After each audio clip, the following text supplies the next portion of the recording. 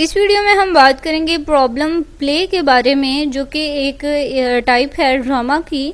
तो problem play जो है वो उसमें हम देखेंगे कि क्या चीज़ें हम डिस्कस करते हैं। प्रॉब्लम प्ले में अब देखते हैं प्रॉब्लम से रिलेटेड बात की जा रही है, तो इसमें प्रॉब्लम्स को ही डिस्कस किया जाता है। और प्रॉब्लम्स जो हैं वो किसी भी किस्म की हो सकती हैं, सोशली हो सकती हैं, इकोनॉमिक हो सकती हैं, पॉलिटिकली हो सकती हैं। किसी भी तरह की प्रॉब्लम जो हैं हम फेस करते हैं, उनको लेकर जो ड्रामास बनाए जाते हैं उनको हम प्रॉब्लम प्ले कहते हैं। अब इसमें सोशल क्रिटिसिज्म भी होता है, उसके बाद सोशल इश्यूज़ को डिस्कस किया जाता है, पॉलिटिकल प्रॉब्लम्स को डिस्कस किया जाता है।